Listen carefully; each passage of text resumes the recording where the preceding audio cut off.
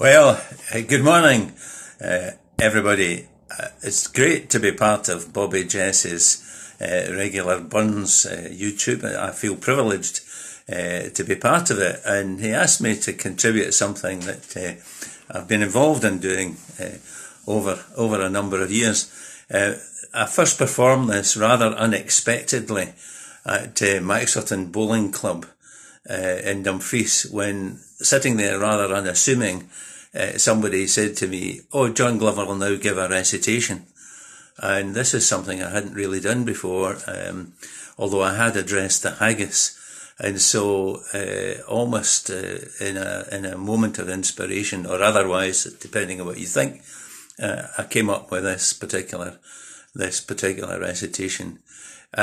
It's not meant to be lampooning Robert Burns, of course, because as anybody will know, I have a great affection for Burns and his extended works, but more lampooning the kind of people who are rather pretentious in nature and rather fancy themselves involved in Burns.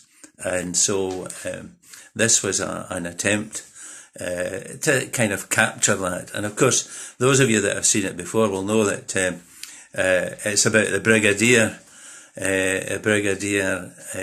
and the Brigadier basically has been all over the country over the last few years, sometimes called upon, sometimes invited, sometimes he's travelled with me, and indeed on one occasion he actually ended up in amongst a whole lot of brigadiers who probably thought he was a slightly dotty version of themselves. So without sort of further ado, I'll give you the Brigadier, and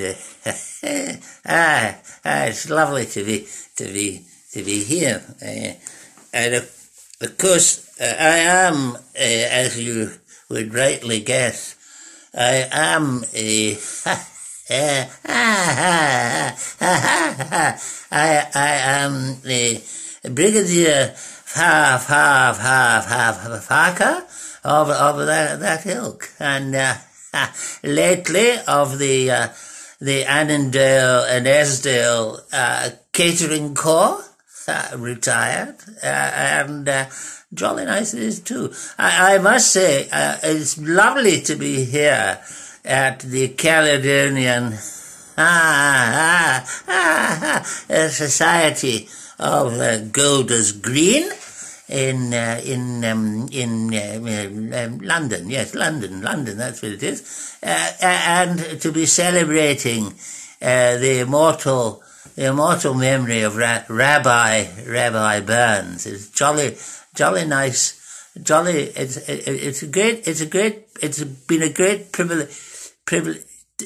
It's jolly nice for you to have me here this evening.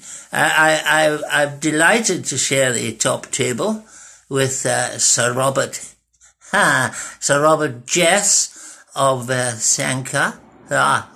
That's Sanquhar.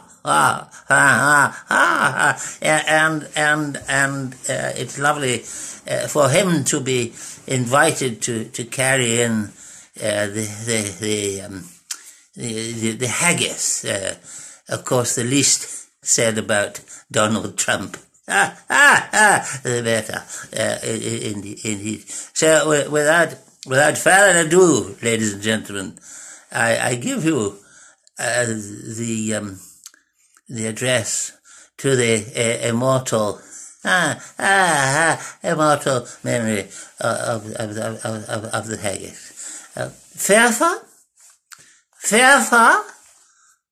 Fairfar, your honest sonsy face, great chieftain, ere the parting race, a boon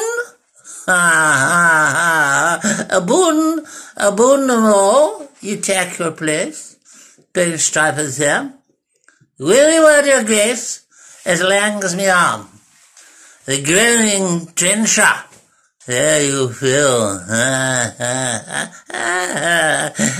your heart is like some distant hill, your pen would help to mend the mill, entire kneeled, while through your pores, a juice distill, like amber bead.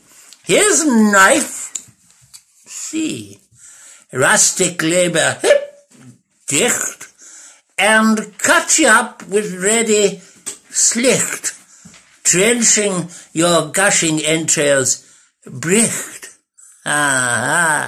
like ony ditch.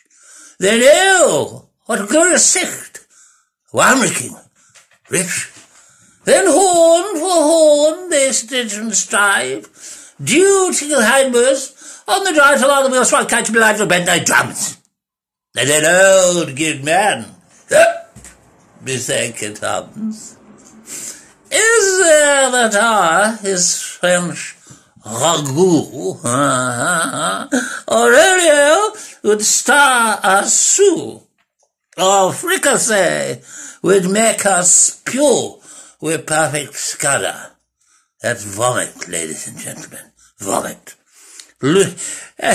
But poor devil,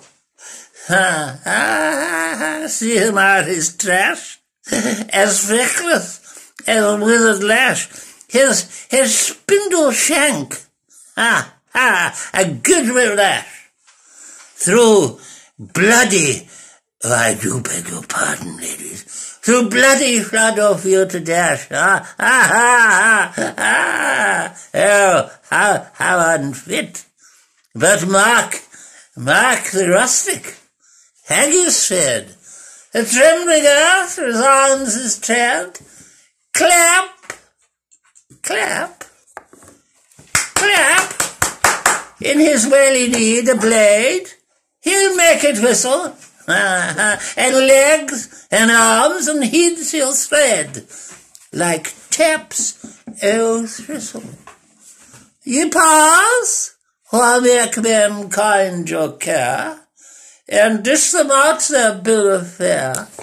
Old Scotia once nay skinking ware that jiggles about in little wooden bowls. But if you wish our great repair, gee, a haggis, I'd have great pleasure in declaring this haggis open.